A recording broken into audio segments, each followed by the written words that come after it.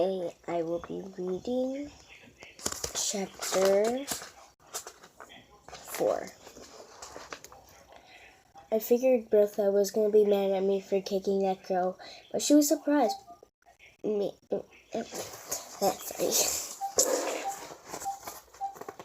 But she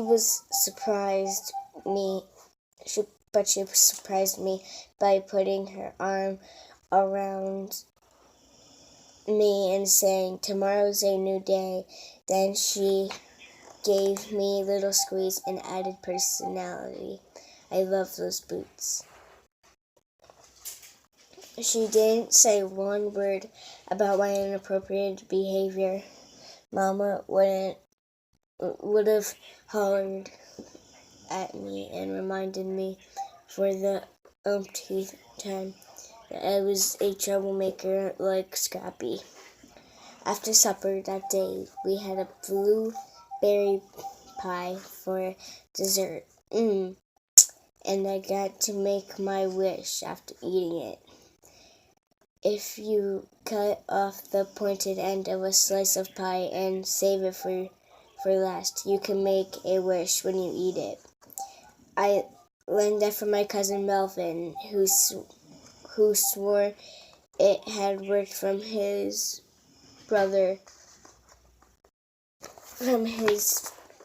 ran off and got married and left him with the bedroom all to himself. So his wish came true. I knew Gus and Bertha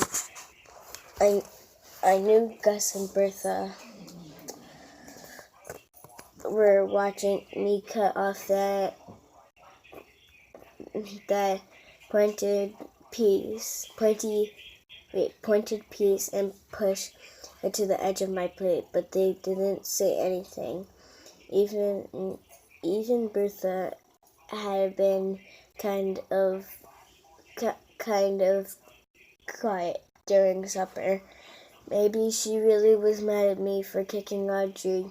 Maybe she was thinking the apple don't fall from the tree. Maybe that night in bed, she and Gus would whisper to each other how much I am like Scrappy, and what in the world had gotten from them after I ate little pointed pieces of pie and made my wish. I went out to watch Gus do some weeding in the vegetable garden. A fluffy black cat rubbed against my legs, purring up a storm. I wrote my name in the dirt with a stick and then scribbled it out. There wasn't one blade of grass in the yard, just dirt and rocks with sprinkles of color here and there. Patches of wildflower nestled around the clothesline postes. The pink blooms of a dogwood tree over by the driveway, and a neat row of dandelions lined up like soldiers against the chicken wire fence that surrounded the garden. Gus whistled while he hoed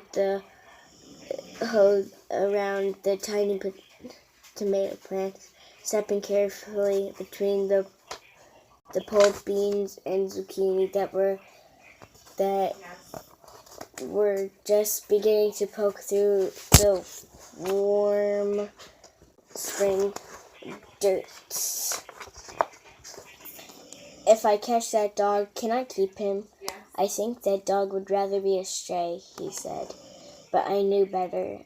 I knew what it felt like to be a stray, not having a home where somebody wanted you and he was a fighter like me. That dog and I had a lot in common. I was suddenly overwhelmed with the love for that skinny dog. I made a soul man wow, and I promised myself right in there, right, right then and there, that dog was going to be